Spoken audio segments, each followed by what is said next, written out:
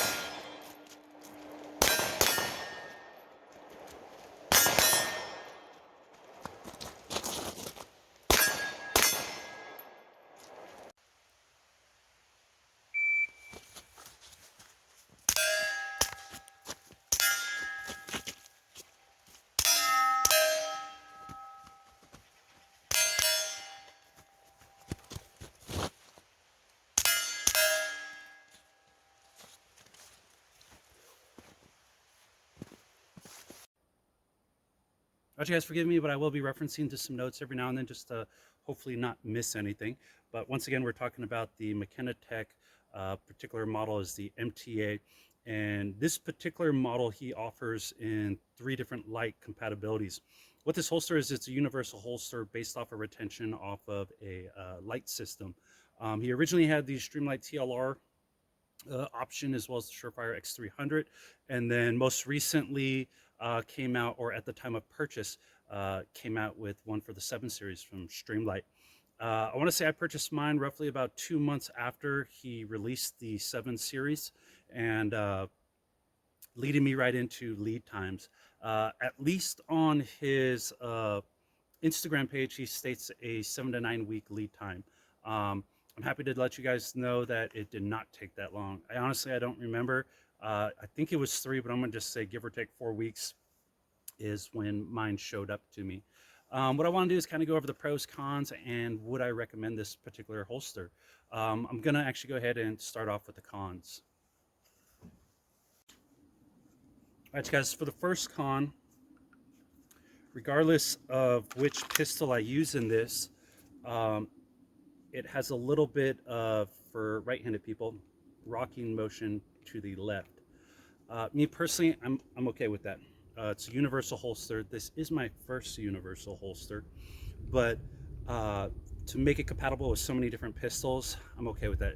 Am I a big fan of it? No, but every single one of my pistols I own, with the simple adding of the Streamlight TLR-7 Alpha, I could utilize this holster, which is huge, and one of the points, one of the reasons why I purchased this particular one. So that will be the first possible con. Take that in consideration if you were to pick one of these up. Let's see. My next con. I don't know. With all the holsters I've owned, I've used, and have previously owned, I do not recall a single one of them that had the wing capable of moving.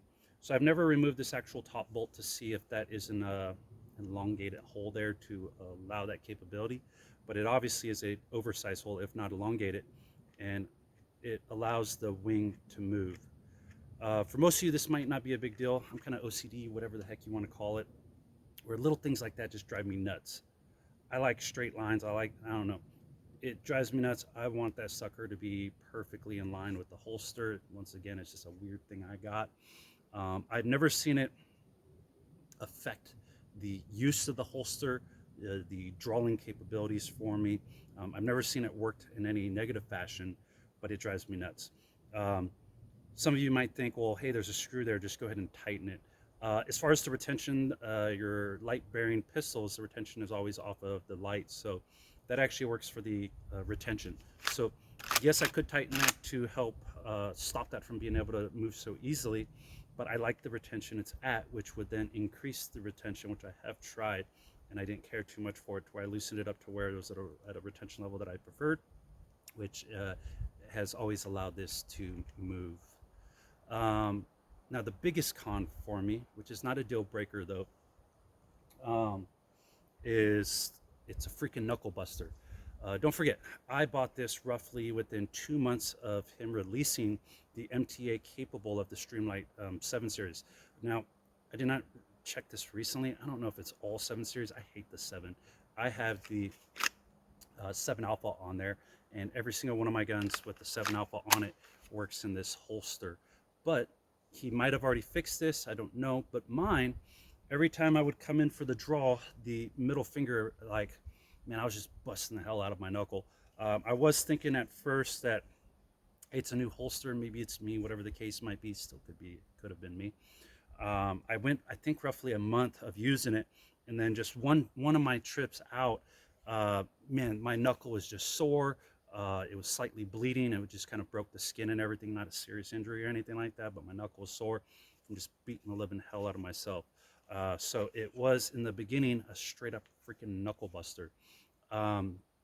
I've done this with many other pistol holsters, mag holsters, kydex of every kind, where I will always kind of modify it, upgrade it to fit me best. This one I found that, in my opinion, it should have been done so already. But the material, if you look above the wing, the kydex portion is level with the wing. When I received it, I don't remember the exact height it was, and I had a picture at one point, but I lost a ton of footage on many different things, so I don't have that anymore. But it was roughly about 1/8 or 1/4 of an inch above the wing. And that was primarily where I was just busting the hell up out of my knuckle.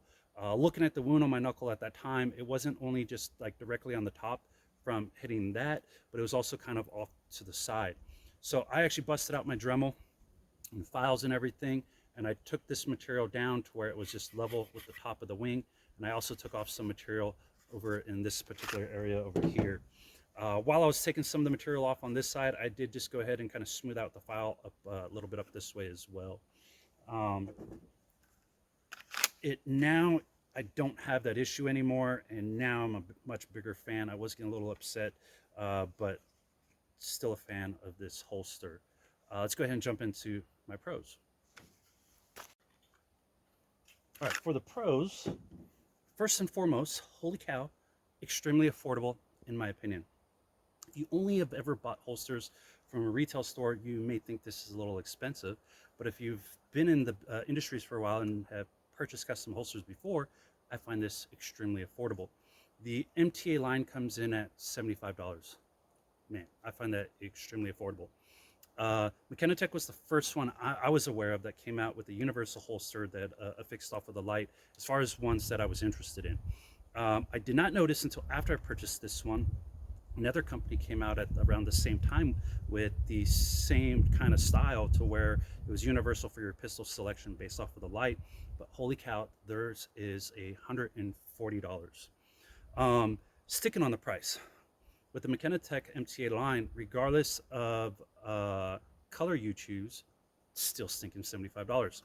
I have the multicam black color here, and there was no additional charge for going with that particular color. This other company who charges $140 for theirs, if you were to get the same color, it adds $40. $40 plus is the highest dollar amount for different color patterns, different material. But your basic colors is like $140, and then depending on the list of different colors they have, the price goes up from like $20 to $40, where Mckinatec, of all the different colors, which he has a lot of choices, does not increase the price. So major pro, extremely affordable in my opinion.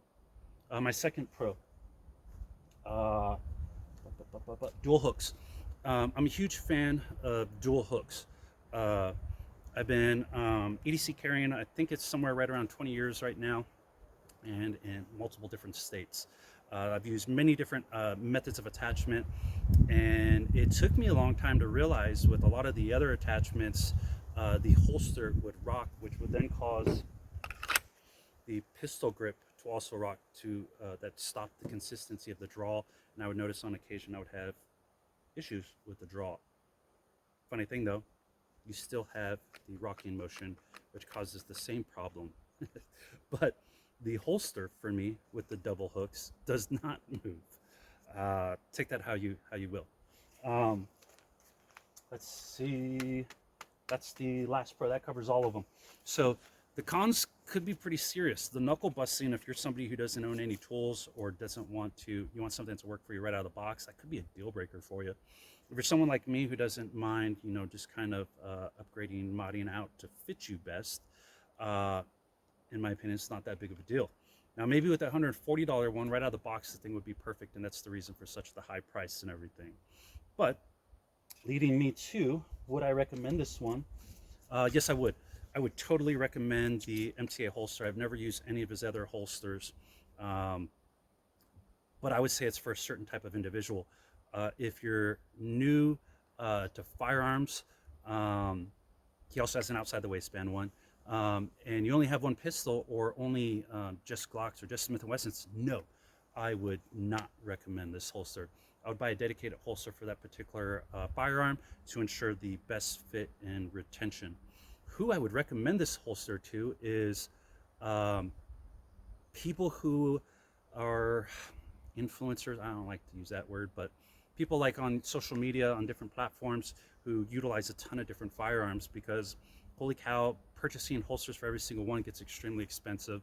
And at least I, for one, I do a lot of testing with other firearms.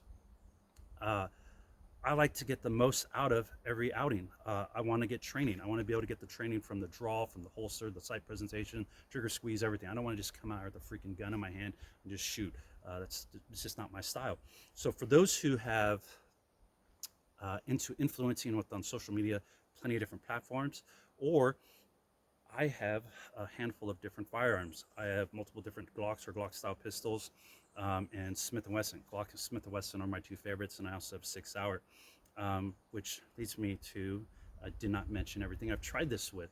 The slimmest pistol I've tried this with is the 6 Hours P365X Macro, with obviously the Streamlight TLR-7 Alpha, as all the firearms I'm about to mention, and it worked out perfectly fine.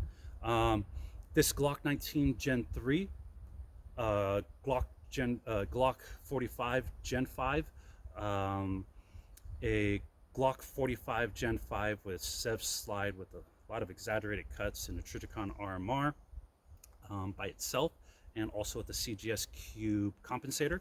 Due to the universal cut at the bottom, it allows for my comped pistols also to work on this. Doubling back to that P365X Macro, that one I have a Holosun EPS carry on that one. My Shadow Systems XR920 as is, or with comp with the Trijicon RMR. My Smith & Wesson M&P 9 M2.0 9mm, and my largest pistol I put in here, my Smith & Wesson M&P M2.0 10mm with the Holosun 509T. Forgot one. My Smith & Wesson discontinued 22 LR with dual safeties, and with that one, I've actually used that one as a standalone with the 7 Alpha, and I might put in a picture somewhere. Also with the Dead Air Mass silencer. So I've never tried a centerfire silencer through there. I don't think it'll bleed. Maybe one day I'll get my hands on the JK CX105 to see if that one will fit. I don't know why you would want to. I like to conceal a silencer, but very universal. So leading me to my last thing, would I buy again? Yes, I would. And with all the different firearms I own and could possibly own in the future, without wanting to buy more lights, with still on some of my particular firearms I already have dedicated holsters. In the future I might end up getting dedicated ones also, but it's a great platform to get me the full training out of every trip out, regardless of which firearm I'm using. I do believe I'll buy another one someday, and the one I'm thinking of is another MTA, but one that is universal for the Surefire X300. All right, you guys, hopefully this helped out for any of you guys who are interested in this holster, and you guys take care and have a good day.